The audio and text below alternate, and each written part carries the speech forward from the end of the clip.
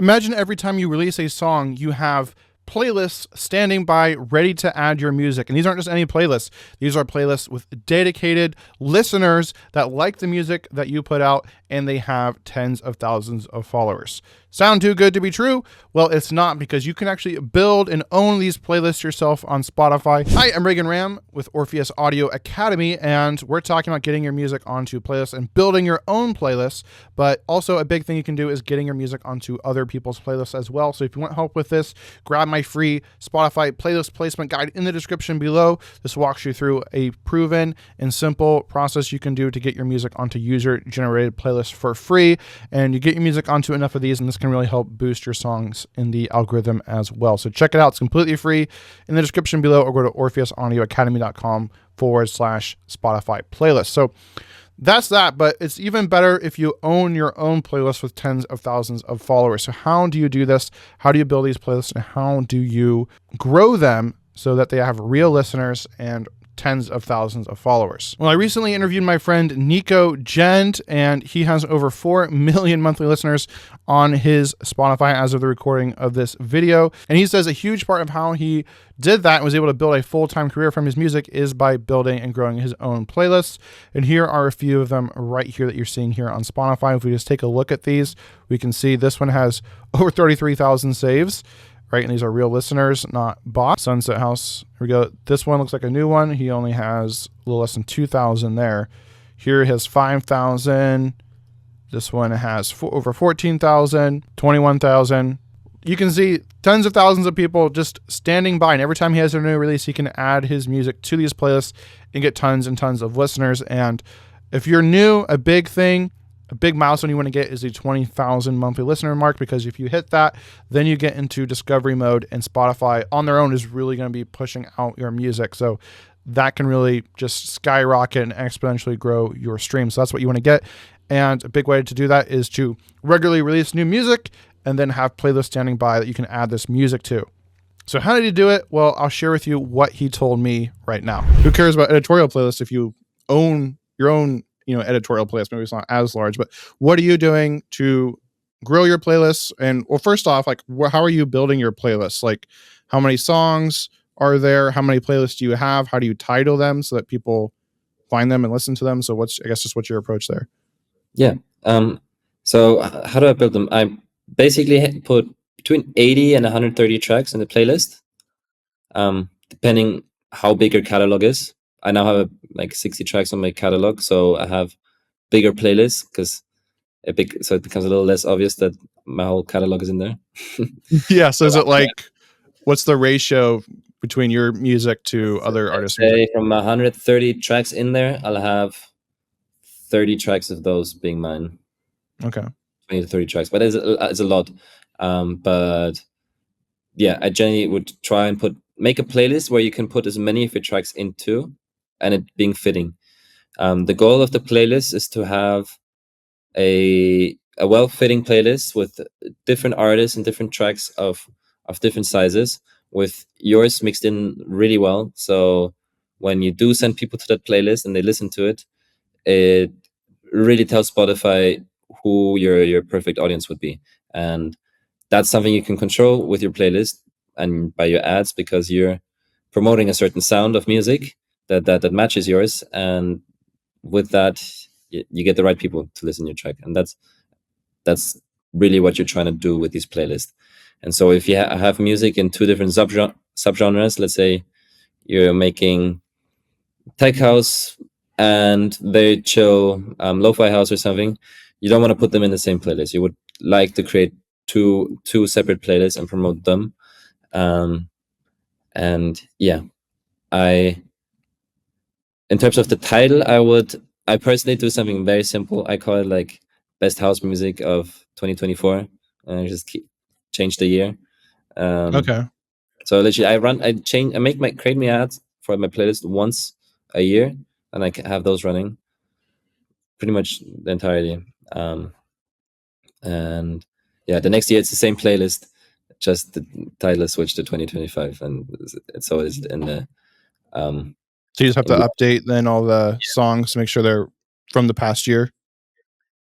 I don't even, not really. I just take out stuff that I feel like it's outdated. Mhm. Um, Yeah, I mean, if it's a classic, right, that's still the best it's songs of still that year, gonna be right? played this year, you know, stuff that Mhm. came out this year or like that's coming out now will be played in the summer of 2025.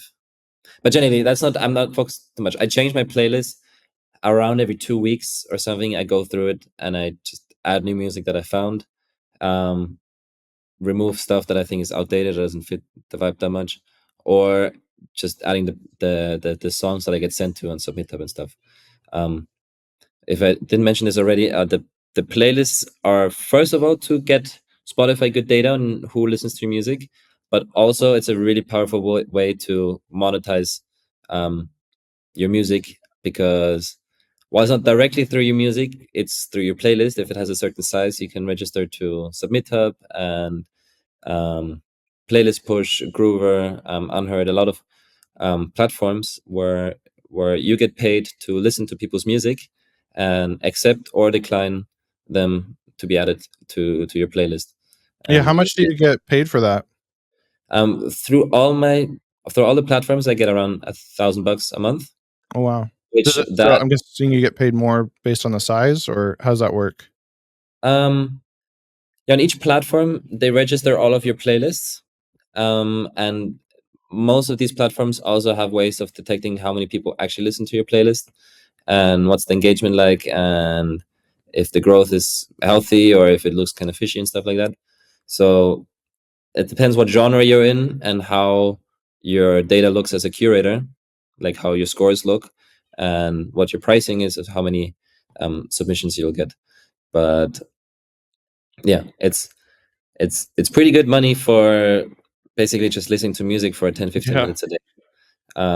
And you also get to find really cool music and cool artists that you'd never otherwise be able to discover. And yeah, and that's how you become a curator and your own Spotify editorialist, like no other thing. They also get sent songs. Right. And what this is a much quicker way actually to start earning off of your playlist than I would say of your streams if you're starting at zero. If you're starting at zero or 2,000 monthly listeners or something, it will take you a while to be able to earn a significant amount of money back from Right. streams. It will take probably 6 to 12 months until you see a few $100, $1,000 or something coming in. But with the playlist, you can set this up in a few months. I'd say 2 months. You can Hmm. have it done, um, or even less. 'Cause, yeah, you And need what, at least 1,000 followers for an Submit Hub? I don't know about yeah, the other on platforms. paper it's at least 1,000, but I've also had a talk with them, and they're getting flooded with playlists and stuff. And so if you're starting out, you should not directly register when you're exactly at 1,000, because then Okay. they think you just build it to 1,000 and then to register and stuff. Um, Build it a little bit past that, maybe to 1,500. Keep it a month older and stuff. So these platforms see that this playlist and just like appear and like immediately go into something and now wants to earn money. It's like they like to see a little bit um, healthier for grow of also past 1,000 followers, because a lot of Yeah. people build it to that, then they get accepted on SubmitHub and then they start promoting the playlist and then it goes down. Um, One thing that has been noted is the followers in a playlist don't mean a lot or anything really. First of all, there's editorial playlists with millions of followers that basically give you no streams. Hmm. Um, and the same goes for like your own playlist. If you don't promote it, people will stop listening to it. Like usually the people that you get from your ads, they listen to your playlist for a week and then they don't anymore. Um, Hmm. so what I do with the $1,000 I get a month, I reinvest 600 to 700 back into the ads, and I keep the playlist growing. First of all, I get my music promoted, like my streams, and yeah, I give Spotify really good data So by you're running continuously having Yeah. people go to these playlists and check out the music and listen to other similar artists. Right, so you're running ads to your individual songs when they release, but then you're also regularly promoting these playlists with ads. Is it Yeah. kind of the same process with the multiple ad creatives? And then how many, playlists are you, like, actively growing and building? So I'd focus on one at a time, maybe two. At this point, I have like I don't know, 5 or 6 playlists. But mm, only 4 of them are really active that I keep promoting. Okay. Yeah, it depends. If you have a big enough catalog where you can make a playlist just out of your tracks, then you could do that and promote a playlist just out of your music if your catalog is big enough. But if you have 2 different subgenres, then I would make 2 playlists, so you can promote both halves of your catalogs effectively through the playlist thingy. But yeah, I would start off with 1, and if that has grown to a point they're doing well, then maybe do a second one. And 2 is enough. 3 is really good to be a curator and everything. Okay. And then everything over that is just better than that. So if you're really ready to commit to your music career and start building playlists and you just want some more help with this, I highly recommend you grab Nico's book, The Independent Artist Blueprint, by going to orpheusaudioacademy.com/Jend. And just be sure to put in my code Reagan10 at checkout so you can get 10% off. I'll also have this link in the description below. And this goes into detail and depth on how he built his music career, not just using playlists, but it does go into more detail on how to grow your playlist, but also talks about how he is able to create a music production conveyor belt so you can have regular new music going out every 4 to 6 weeks, how he promotes it with ads, social media, and more. So definitely grab this book. He also has a really awesome Notion planner that you can grab if you want as well. And this gives you really kind of like a to-do list and a tracker all in one. So you make sure to actually implement this information, because a lot of times we can get stuck consuming information and never actually acting on it. So I highly recommend you grab this. Again, in the description below, use my code Reagan10 at checkout to get 10% off. Now, speaking of releasing more music, if you want to know what is the optimal release frequency, how often you should be releasing your music, check out my video in the box on the screen right now. With that, have an awesome day, keep creating, and I'll see you over there.